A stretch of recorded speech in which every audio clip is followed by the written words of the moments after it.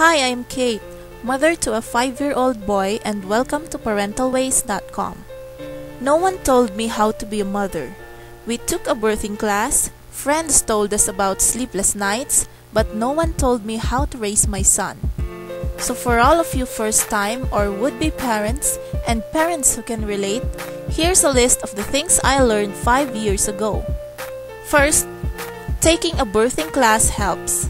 Understanding what is going to happen during the labor and birthing process really helps.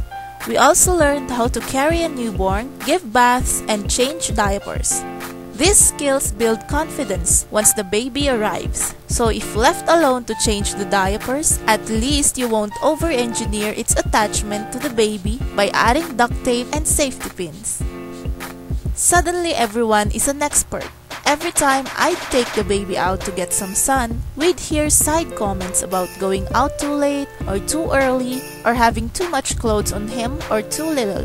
You might also hear opinions later on when it comes to discipline, clothing, schooling, and others.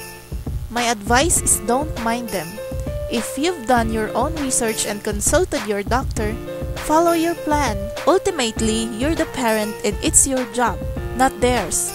If you're worried what other people will say, just apologize later on and blame it on lack of sleep.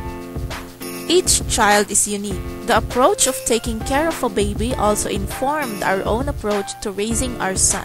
From the day they are born, kids are really their own persons and have unique reactions to the world. There is no perfect baby personality.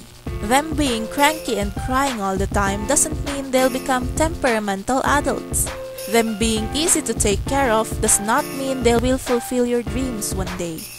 The starting point is understanding them first and respecting where they are before telling them what to do. So it's strong on developing EQ for both the parents and the baby, which is the more significant determinant of success than IQ. Kids learn to be patient, kind, and self-motivated by the way we treat them. What do you think is the message they get when the thing that most excites and depresses their parents is the grade they get in school? Another thing is, you naturally adopt that parenting style used on you. Babies don't come with an operating manual, so in a pinch, you'll probably revert to the practices you grow up with. Now this can be different from your wives, your nannies, and anyone else your baby comes in contact with.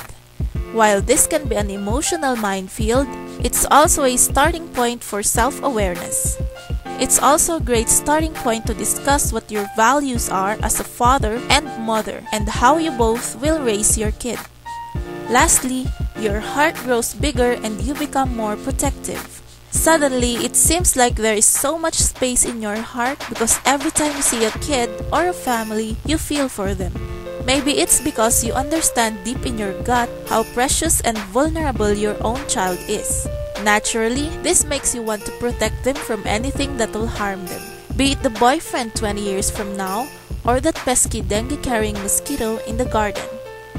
And maybe this is why no one told me how to become a mother.